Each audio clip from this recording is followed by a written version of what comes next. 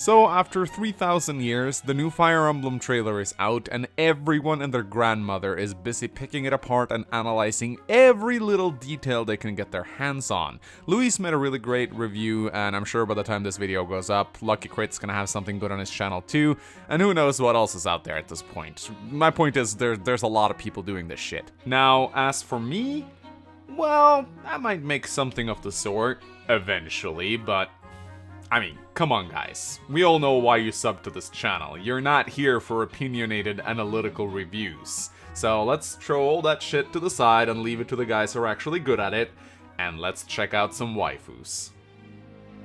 So the Three Houses trailer showed us quite the waifu reel, and with High School Emblem soon being in session, I have no doubt that you'll be able to pick out your waifu of choice, despite the fact that you're gonna be their teacher. And they're gonna be your students. But hey, it's Japan, what did you guys honestly expect? So, let's analyze and rate the waifus in the order in which they appear and give them a 1 to 10 rating, because as we all know, the best way to respect women is to rate their physical appearance on a numerical scale. So from trailer start to trailer finish, let's begin with... oh my god. I'd like to make something very clear. While this may be the lullaby of Three Houses, Sothis is not Noe. At least not design-wise, and thank God for that. Her attire is much more tasteful, if you ignore the fact that it has elements of a certain kind of Japanese rope bondage to it, that is. Seriously, just Google shibari if you're curious. I am not going to explain this on the channel. Aside from that, it seems like they're trying to borrow elements from Shadow Dragon Tiki with this design, and that's not strange considering how popular Tiki is in Japan. I really hope that she's going to be a character that can't be waifued though, but we all know how Fire Emblem works by now, and the fact that she is clearly a Manakete means that she will be like 1,000 years old, and you guys know what that means. Now, even if Sothis ends up being unmarriable though, you know that the community will loo the Dragon Lolly regardless, so it's not like this would eliminate her waifu status. Hell, disabling her from the waifu pool might just make people want her even more, as much as I personally just wish this wouldn't be a thing. Regardless of circumstances, I rate Sothis a jail out of 10. Let's move on to the real waifus. Next up, we have Byleth, or more specifically, female Byleth. And before anyone thinks it's kinda weird having their own avatar as their waifu, just think back to female Robin and Corrin. It didn't stop the fanbase from literally wanting to jerk themselves off. So, Byleth is appearing a lot more dark and edgy than previous female avatars, maybe with the exception of people who went out of their way to make a daddy issues version of Corrin. And Byleth is also dressed pretty slutly for an avatar, probably one of the most revealing attires yet. She's got the belly button, the hot pants, and she's reasonably stacked, which I'm never gonna complain about. It looks like we'll really be able to play out the hot teacher fantasy with this one, except that, you know, we will be the hot teacher this time around, which I'm sure some of you perverts will still enjoy. Since Byleth will apparently show up in cinematic cutscenes, I very much doubt that we'll have room to customize her the way we could, say, Corrin. Maybe they'll go as far as to allow us to change her hairstyle or possibly her hair color, but that's most likely going to be it, so what we see here is what we get. I wouldn't say Byleth is my type of waifu, but she's definitely got some nice aspects to her that I like, so I rate her a 6 out of 10 on the waifu scale. Next up, we have this unnamed priestess from what my fandom has dubbed the Church of Thick. I don't know her name, but we've seen her a couple of times in various cutscenes. She's definitely not the same character as this blonde Valkyrie lady we saw in the previous trailer, even if their attires are similar. Now, this priestess chick really reminds me a lot of Gunthra from Heroes, with her priestly attire and wide hips, and as you guys know, I like my women with hips, so that's a huge bonus.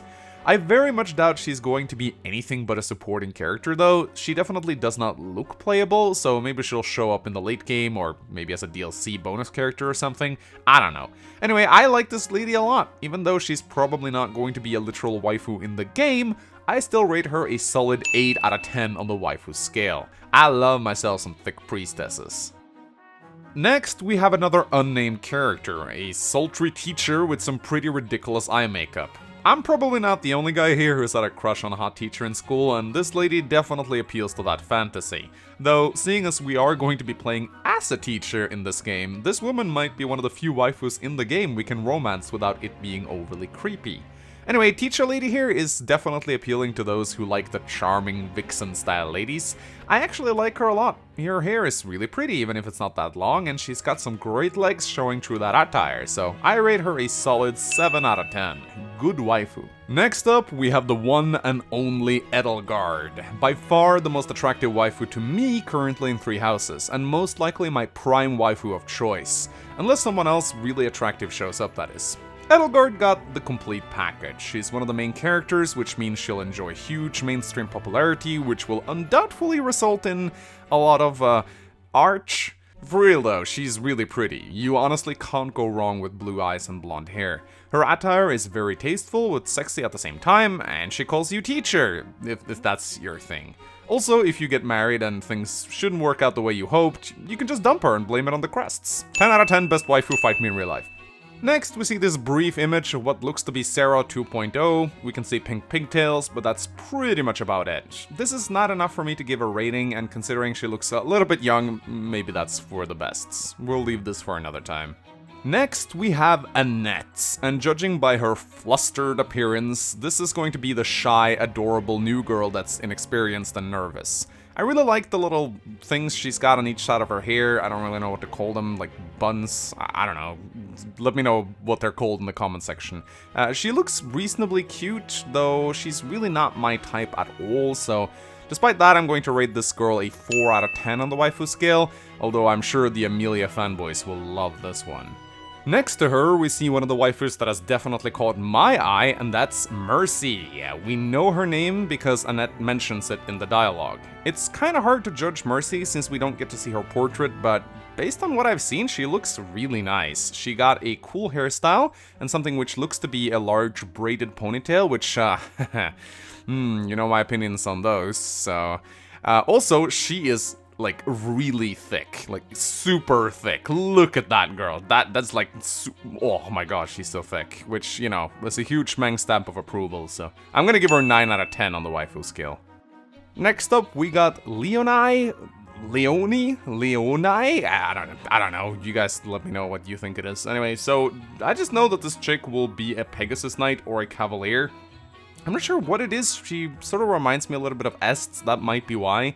But for some reason you can just tell that this girl will have a mount of some kind. If you ask me, she strikes me as the serious waifu, you know, the one who trains hard and takes etiquette and formality very, very rigidly.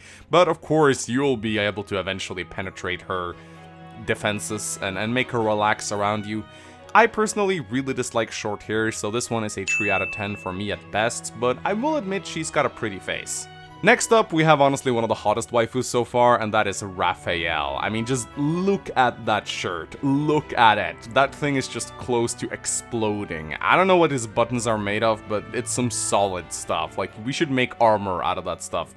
There's just really one way to describe this waifu, and that is ultimate bear mode. I mean, holy shit. Wouldn't you just love to be cuddled in those arms? Like, he's gonna throw you around the bedroom, but afterwards, you know he's gonna cuddle with you, so... This guy just looks amazing. The complete package, really good waifu, 12 out of 10. Next up, we have Bernadetta, who we know for sure is an archer because we literally see her shooting stuff with her bow. One thing I immediately noticed with Bernadetta was that her attire is very similar to the generic female archer from Heroes, also known as the boring people's waifu.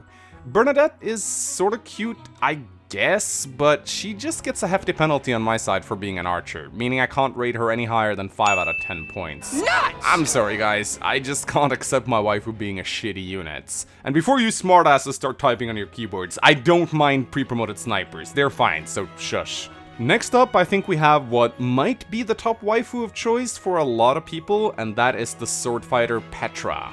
I'm glad to see that Fire Emblem is continuing the tradition of ladies with swords having amazing legs. Petra has maybe one of the best attires so far in Three Houses. I really dig the whole secretary swordmaster thing she's got going on. Practical? Hell no, but who gives a shit? It's Fire Emblem. 8 out of 10 on the waifu scale for me. Next up, we have Dorothea, and oh boy, the JoJo fans are gonna go nuts over this one. I mean, come on, they put that hat on her because of JoJo memes, right? Yeah, right? If it wasn't for Edelgard and Raphael, Dorothea would most likely be my top waifu of choice in this game. Skirt, check. Thigh highs, check. Cleavage, check. Cool meme hat, check. I just know Dorothea is going to be one of the most popular waifus in this game, judging by how much the community loves headgear on their characters. And I'm honestly inclined to agree with them. 9 out of 10. So that is it, my official waifu charge. Let me know what you think about the waifus of Tree Houses so far in the comment section. Hit that like button and the notification bell and subscribe for more Tree Houses content in like a million years. My name has been Mengs, and I'll see you guys next time. Bye bye.